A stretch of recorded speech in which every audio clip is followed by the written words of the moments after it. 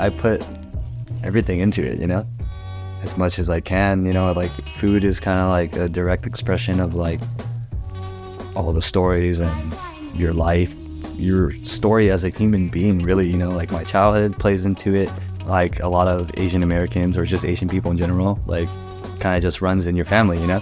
Me and my mom would be making wontons. You know, we could put the newspaper on the floor and like kind of sit down. She'd have her filling, and like I can always call her and ask something, and she'll have like her secret way of doing it, you know. You know, you really gotta have soy sauce. Oyster sauce is pretty prevalent. Sesame oil for sure. Salt and a little bit of sugar. In this case, a little bit of fish sauce is gonna really tie it together. Add some umami and make it pop. It's just gonna need like a minute just to get them hot, and then we can get like the cool psh, you know what I mean? My first job was a host at like a French California restaurant in LA. Not really my thing, you know, I didn't really like dressing up. But every time I walk in the kitchen, you know, they'd kind of be on fire with these pans and like, you know, obviously cooking all this meat. Everything looked so good.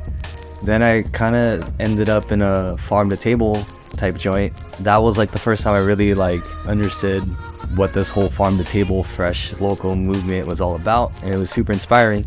And obviously everything just tasted so much better. This is gonna be like our kind of take on surf and turf for the day. Here we got some Pajaro Pastures pork chops, thin cut. We got some rockfish from H&H Fish Company.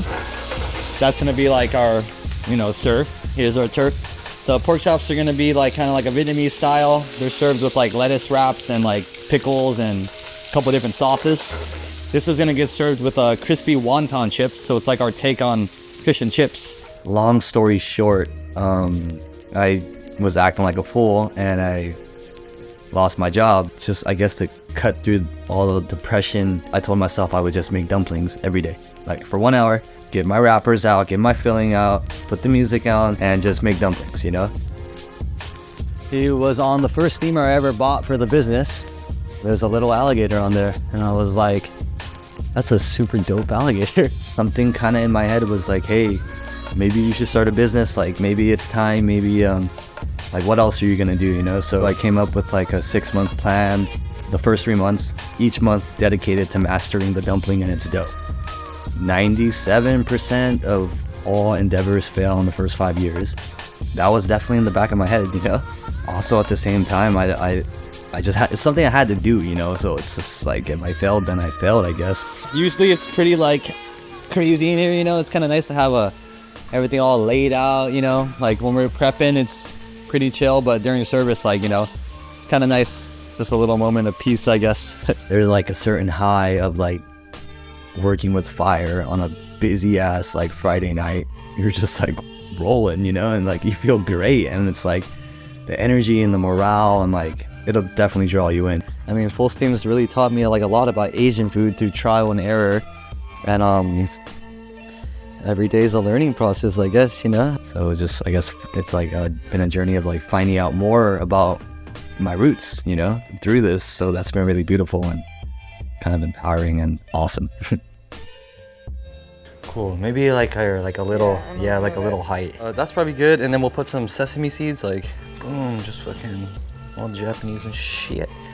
I cook with a lot of feeling. The sausage always tastes better when I season it with feeling, opposed to like following a recipe, you know.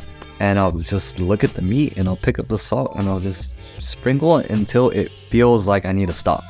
Like 90% of the time when I get that feeling like I've nailed it, it's right on, you know? So it's like I've been trying to tune myself to that feeling to make the food taste better. My fucking fire.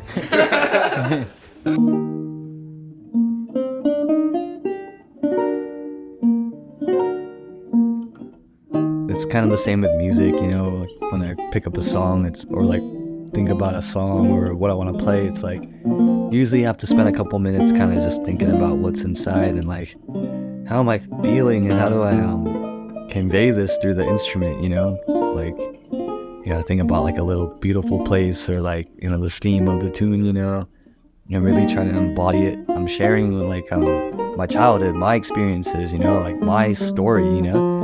It's not just fun and games, really. It's like I'm really trying to uphold like my culture and like it's kind of all this work is like worth it, you know, just to see someone really just like enjoying like a piece of you, really, you know, like your life story, my life story. And it's like,